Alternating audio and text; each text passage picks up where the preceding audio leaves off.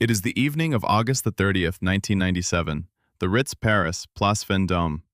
In the Imperial Suite on the first floor, the most photographed woman in the world picks up a telephone. She dials London. The man on the other end is Richard Kay, a royal correspondent for the Daily Mail. Diana has been speaking to him, off the record, for years. The conversation that follows will be the last interview she ever gives. He will publish it 48 hours later, on the morning of September the 1st, on the front page, under his own byline. By then, she will be dead. The princess tells him she is going to radically change her life. She intends to withdraw from formal public duties by November. She is, she tells him, happier than she has been in years. Then she hangs up. 3 hours and 20 minutes later, the Mercedes carrying her into the Pont de l'Alma underpass will hit the 13th pillar at roughly 100 kilometers per hour. This is the story of the last 48 hours of Diana, Princess of Wales, not as rumor assembled it, but as it survives in the telephone records of the people who spoke to her. Chapter 1. The Yacht. 48 hours earlier, Friday, the 29th of August. The princess is aboard the Jonacol, the Al Fayed family yacht, off the coast of Sardinia. She has been on the Mediterranean, on and off, for most of the summer. She is making phone calls, to friends in London, to her sons at Balmoral, and, 3 days earlier, to a journalist at Le Monde, the French national daily. That last call had already become a published interview by the 27th of August. The correspondent was Annick Cogin. The subject, ostensibly, was landmines, but what survives in print is broader. Diana criticized the outgoing conservative government's record on the anti-landmine campaign. She called the policy, in Cogin's transcription, hopeless. She criticized the press. She described herself as having been treated, by sections of the British media, like a product on a shelf that people had grown bored of. Cogin would write afterwards that the princess seemed both tired and determined. There was an edge in the conversation, the journalist recalled, that did not feel like a holiday tone. Cogin's interview also recorded something that would be repeated, in different forms, by every friend who spoke to Diana that final week.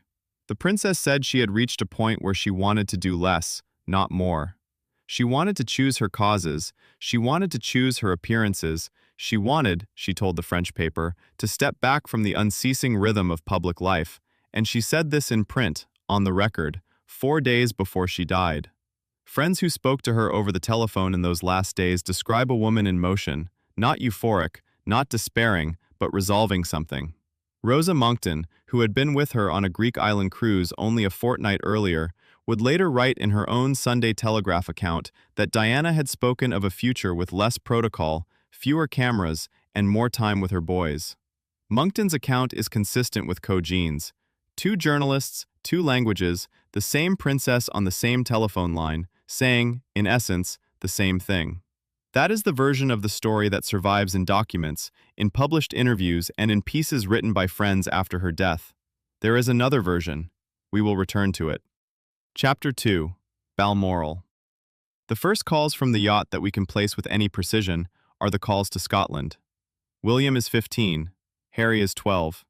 They are at Balmoral with their father, the Prince of Wales, and with the Queen. Diana speaks to them, by most accounts more than once, across the last week of her holiday. What was said in those calls has never been fully reconstructed in public, and the family has not made it so. What we know comes mainly from the testimony of the 2 boys themselves, given over the years that followed. In a 2017 documentary, Prince Harry described the final call as brief. He had been keen to get back to playing with his cousins. He has said, in public and more than once, that he has regretted the shortness of it ever since. Prince William has said something similar in his own account. It is the smallest detail in this story, and the heaviest. A call cut short. A child distracted. A mother on the phone from a Mediterranean port who would be dead within the day. There is no quote here. There is only the silence around it. Chapter 3. The Confidants. By the afternoon of Saturday, the 30th of August, Diana is no longer at sea. The Jonacol has docked. She and Dodi Fayed have flown by private jet, Mohammed Al Fayed's Harrods Aviation Gulfstream, from Olbia in Sardinia to Le Bourget, north of Paris. They arrive at 3:32 in the afternoon, French time. The flight log records it. From the airport, they are driven to the Villa Windsor, the house in the Bois de Boulogne where the abdicated King Edward VIII had lived in exile with Wallace Simpson. Mohammed Al-Fayed had acquired the lease. Diana toured the house. She made phone calls from it. One of those calls, by multiple accounts, was to Lucia Flecha de Lima, the wife of the former Brazilian ambassador to London and one of Diana's closest friends. Flecha de Lima, in the years after the princess's death, gave very little to the press. What she has confirmed in interviews is that Diana spoke to her that summer and sounded clear-headed. Another friend, the society hostess Annabelle Goldsmith, has written in her memoir of speaking with Diana repeatedly across that August. Goldsmith hosted the princess for lunch at Ormley Lodge twice in the final fortnight. She has been careful in print. She does not claim to know what was in Diana's mind in the final hours. What she does say is that the princess, in the calls and lunches she had with her, sounded settled, that the agitation Goldsmith had seen in earlier months had quieted. A third call has been the subject of more contest. The cardiothoracic surgeon Hasnat Khan, with whom Diana had been in a serious relationship until the early summer of 1997, has acknowledged, in the limited interviews he has given, that she remained in telephone contact with him. Whether they spoke during the final 48 hours has been variously reported and never confirmed by him in detail. Khan has said only that he has chosen to keep those conversations private. Counter-narrative. There has long been a competing version of the Villa Windsor visit. Mohammed Al-Fayed, until his death in 2023, maintained that Diana and his son were engaged to be married, and that the tour of the villa was a preparation for their future home together.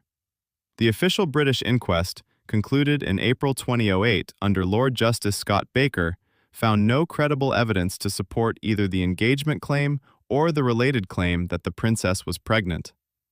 The jury returned a verdict of unlawful killing caused by the grossly negligent driving of the Mercedes and of the pursuing paparazzi.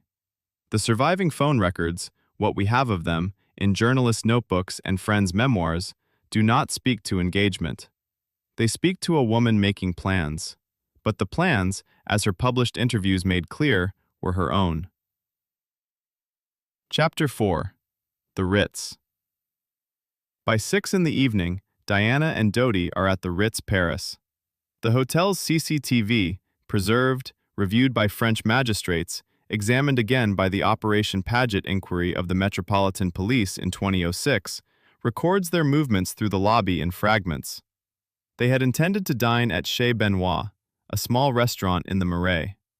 The paparazzi outside the Ritz were already in numbers. The plan changed. They would eat at the Ritz instead, in the hotel's Les Bedons restaurant. Then, again, the plan changed. Too many cameras inside the dining room as well. They retreated upstairs to the Imperial Suite.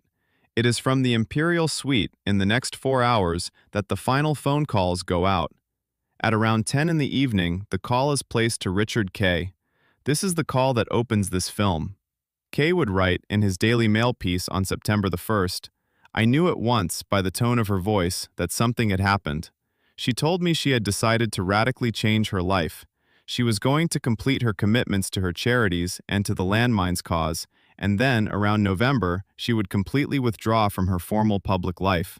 She would then, she said, be able to live as she wished." Source: Richard Kay, Daily Mail, September 1st, 1997. The article was filed within 24 hours of Diana's death. It survives in the newspaper's archive and was entered into the inquest record. By Kay's own account, Diana ended that call and then made another, to her butler, Paul Burrell, in London. Burrell has written about this call. He would later, in 2003, publish a handwritten note Diana had given him in October 1996. In that note, in her own hand, the princess had written that she believed her car would be tampered with to cause a serious accident. The note had been written 10 months earlier. It exists. It is documented. It was admitted into the inquest record. What it means is contested. Operation Paget concluded there was no evidence that any such plot ever existed, and the inquest jury declined to find one. But the note itself is real. The princess wrote it. She gave it to her butler. This is what we mean by counter-narrative. 2 pieces of paper survive from the autumn of 1996. The Burrell note and an earlier memorandum dictated to her solicitor, Lord Mishkin, on the 30th of October 1995. And in both, Diana describes a fear of dying in a car crash that would be made to look accidental. Whether that fear was justified, the official inquiries found no evidence. Whether she felt it, that, the documents themselves do not allow us to dispute. Chapter 5. The Last Call. The last documented communication from Diana to anyone outside the Ritz is, by most accounts, the conversation with Richard Kay. After that, the night belongs to the hotel and to the cameras outside it. At 12:19 on the morning of the 31st, the Mercedes S-Class, registration 688LTV75, leaves the rear service entrance of the Ritz on the Rue Cambon. Henri Paul, the hotel's deputy head of security, is at the wheel. 4 minutes later, at 12:23, the car enters the Pont de l'Armat tunnel. The phone calls stop. Diana was 42 days from her 37th birthday. Coda. There are calls in this story we have not been able to trace. Diana spoke to many people across that summer: friends, advisors, former companions, colleagues from her charities. Some of them have spoken in the years since. Some never will. The reason this film is built around the calls she did make is not that they explain her death. They do not. The inquest answered that question in 2008 with a verdict the immediate family has not contested. The reason is simpler. The phone calls are what she left behind in her own voice, through Richard Kay's notebook, through Annick Cogin's published interview, through Rosa Monckton's pages, through her son's public regret about the shortness of a call from a yacht. In the last 48 hours of her life, Diana was not in seclusion. She was on the line, to journalists, to friends, to her boys. The version of her that survives in those calls is consistent, clearer-eyed than the tabloid story, less mythic than the conspiracy one. A woman of 36, on the cusp of a life she had decided to change. She did not get to change it. If you want to understand who she was in those last hours, the place to start is not with the rumors that survived her. It is with the words she put on a telephone line in the days before Paris. They are still on the record. They were always meant to be.